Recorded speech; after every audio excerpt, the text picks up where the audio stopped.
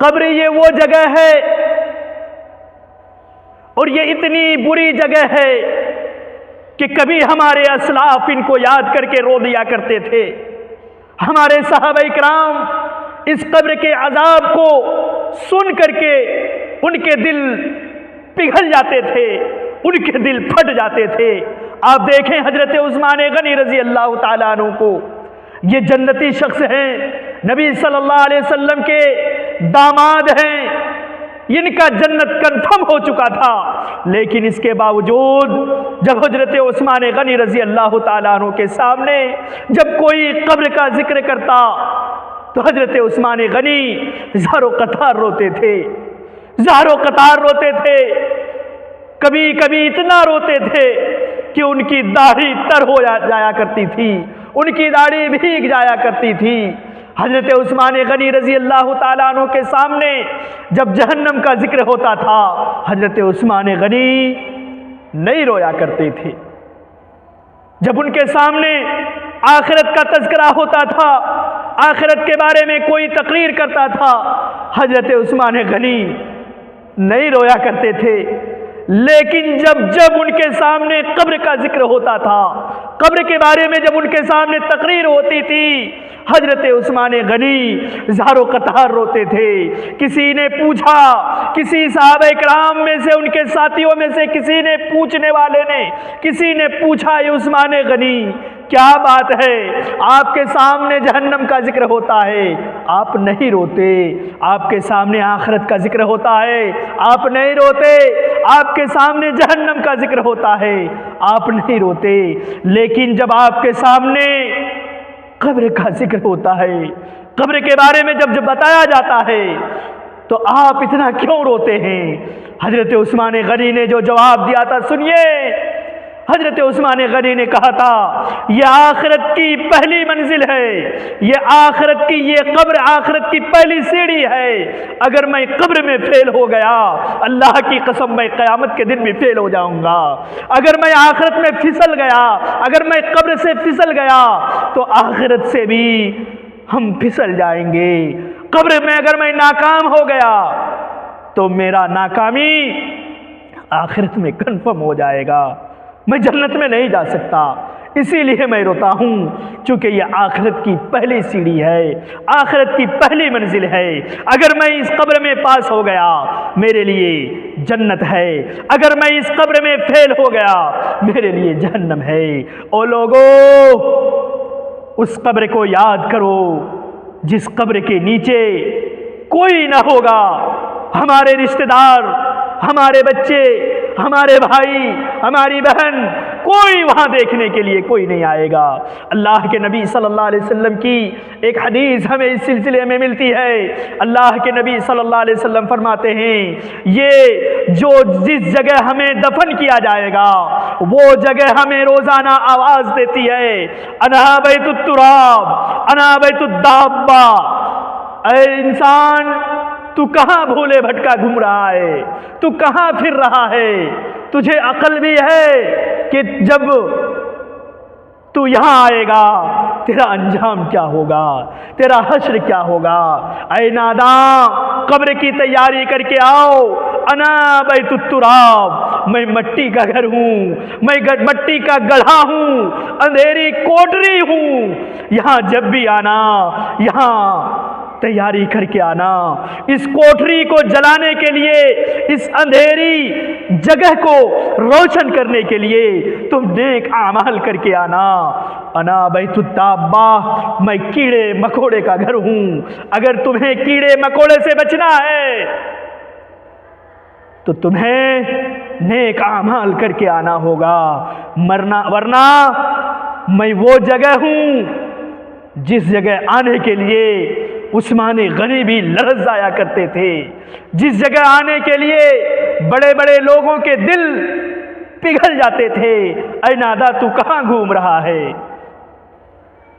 اللہ کے نبی صلی اللہ علیہ وسلم فرماتے ہیں کہ جب ایک شخص کو قبر میں دفن کر دیا جاتا ہے، تمام لوگ جب گھر کو واپس لوٹ آتے ہیں، اس کے بعد دو فرشتے آتے ہیں، آ کر کے اگر وہ شخص جنتی آدمی ہے، اگر انہوں نے نیک اعمال کیا ہے دنیا میں تو ان کے سامنے نماز، روزہ، زکوٰۃ، حج، نیک اعمال، ان تمام چیزوں کو ایک خوبصورت نوجوان کی شکل دے دیا جائے گا، اور وہ نوجوان، وہ خوبصورت شکل جب وہ نوجوان ان کے سامنے، ان کے قبر کے سامنے پیش کیا جائے گا، وہ جنتی آدمی دیکھے گا، کہے گا تو کون ہے؟ اتنا خوبصورت تو کون ہے؟ اتنی اچھی شکل والی، اتنی اچھی شکل تو کون ہے؟ اللہ کی قسم آج تک میں نے اتنا خوبصورت انسان کو نہیں دیکھا ہے، اے شخص تو کون ہے؟ وہ خوبصورت نوجوان کہے گا تو مجھے بھول گیا، تو مجھے یاد نہیں رکھا، تو مجھے بھول گیا ہے، میں تیری نماز ہوں، میں تیرا روزہ ہوں، میں تیرے نیک اعمال ہوں۔ اس کے بعد وہ اللہ کا شکر ادا کرے گا۔ اس کے برعکس، اس کے الٹا، اس کے مخالف، جب جہنمی، جو شخص جہنم میں جائے گا، جو شخص دنیا میں نیک اعمال نہیں کیا کرتا تھا، ان کے سامنے جب فرشتے آئیں گے انہیں حساب و کتاب لینے کے لیے، ان کے سامنے جب آئیں گے تو ان کی آواز بجلی کڑکنے کی آواز سے بھی خطرناک ان کی آواز ہوگی، اور وہ زمین کو چیر کر کے وہ فرشتے آئیں گے، آ کر کے ان کے سامنے بیٹھ جائیں گے اور پوچھیں گے، ان کو کھڑا کر ان کو بٹھائیں گے، قبر میں ان کو اٹھائیں گے، کہیں گے من ربک؟ کہے گا ہاں لا ادری، ہائے افسوس میں نہیں جانتا، مجھے نہیں معلوم کہ میرا رب کون ہے۔ اس کے بعد دوسرا سوال کیا جائے گا، ما دینک، تیرا دین کیا ہے؟ تو کس دین پہ قائم تھا؟ اسلام پر قائم تھا تو تیرے نیک اعمال کہاں ہیں؟ اسلام پر قائم تھا، نبی صلی اللہ علیہ وسلم کے دین پر اگر قائم تھا، شریعت کے اوپر اگر تم نے عمل کیا تھا، تیرے اعمال کہاں ہیں؟ ما دینو کا، تمہارا دین کیا ہے؟ وہ پھر جواب دے گا ہاں لا ادری، ہائے افسوس میں کچھ نہیں جانتا۔ اس کے بعد اس سے تیسرا سوال کیا جائے گا، من نبیو کا، تیرا نبی کون ہے؟ تیرا نبی دنیا میں کون تھا؟ جب تک تمہاری زندگی تھی تم کس نبی کے فالوور تھے؟ تم کس نبی کی باتوں پر چلتے تھے؟ کس کی باتوں کی اتباع کرتے تھے؟ تمہارا نبی کون ہے؟ وہ کہے گا ہاں لا ادری، ہائے افسوس میں کچھ نہیں جانتا، میں نہ میرا رب کو جانتا ہوں، میں نہ میرا دین کو جانتا ہوں، میں نہ اپنے نبی کو پہچانتا ہوں۔ اس کے بعد ان کی قبر میں ہی ان کا عذاب شروع ہو جائے گا۔ اللہ رب العالمین حکم دے گا، اے فرشتو، ان کے لیے جہنم کی کھڑکی کھول دو، ان کے لیے قبر میں جہنم کے بچھونے بچھا دو، اب انہیں یہی ان کا عذاب شروع کر دیا جائے گا، یہی تڑپے گا، بلبلائے گا، چلائے گا، روئے گا، اب ان کے سامنے تو کوئی آنے والا نہیں۔ اس کے بعد فرشتے ان کے لیے ان کی قبر میں آگ کے بچھونے بچھا دیں گے۔ اس کے بعد پھر جہنم کی کھڑکی ان کے سامنے کھول دی جائے گی۔ لوگوں، یہاں آنے سے پہلے ہم کچھ تیاری کر لیں، یہ چند دن کی زندگی ہے، یہ زندگی کو غنیمت سمجھتے ہوئے ایک اللہ کی عبادت کر لیں، نیک اعمال کر لیں، تاکہ یہی اعمال ہمارے لیے قبر میں کام آئے۔ ورنہ پھر یاد رکھیں کہ یہ قبر بہت بھیانک جگہ ہے۔ اس قبر میں آدمی کو آنے سے پہلے ایک بار نہیں 1000 بار سوچنا چاہیے کہ میں وہاں اکیلا ہوں گا، نہ میری بیوی ہوگی، نہ میرے بچے ہوں گے، نہ میرے گھر خاندان کے کوئی آئیں گے۔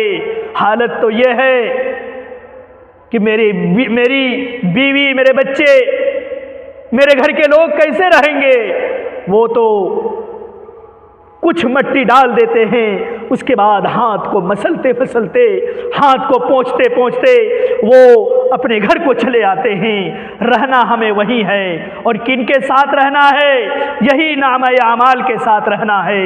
اگر اچھا عمل ہے، نیک اعمال ہے، تو ہمارے لیے راحت ہے، ہمارے لیے سکون ہے، ورنہ یاد رکھیں کہ ہمیشہ ہمیشہ کے لیے جہنمی ہونا پڑے گا، اس جہنم میں ہمیں جلنا پڑے گا۔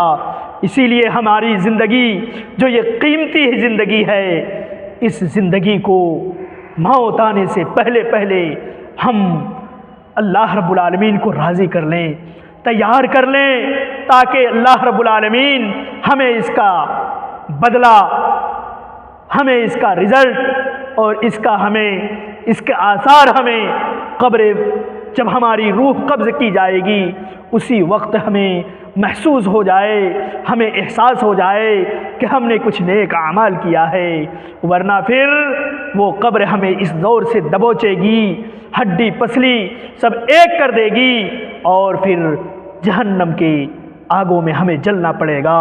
اسی قبر ہی میں ہمارا عذاب شروع ہو جائے گا۔ ہم کیوں نہ اس زندگی کو بنائیں؟ یہ چند دن کی زندگی ہے، کبھی سردی، کبھی ٹھنڈی، کبھی گرمی، کبھی سردی، کبھی برسات، اسی طریقے سے ہماری زندگی کٹ رہی ہے، لیکن ہمیں کوئی خیال نہیں، ہم کچھ نہیں سمجھتے، بس یوں ہی زندگی گزارو۔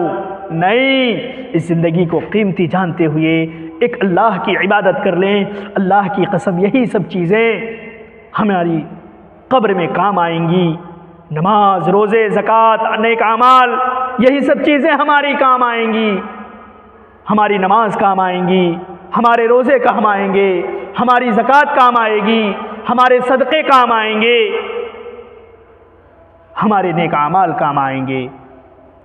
یہ دنیا میں جتنی بھی چیزیں ہم کما رہے ہیں سب دنیا میں دھری کی دھری رہ جائے گی، ہماری قبر میں کوئی اس کو پہنچانے والا نہیں۔ اگر ہماری قبر میں کوئی چیز پہنچ سکتی ہے تو یہی نیک اعمال ہے، اور اسی قبر میں ہمیں انہی نیک اعمال کے ساتھ رہنا ہے۔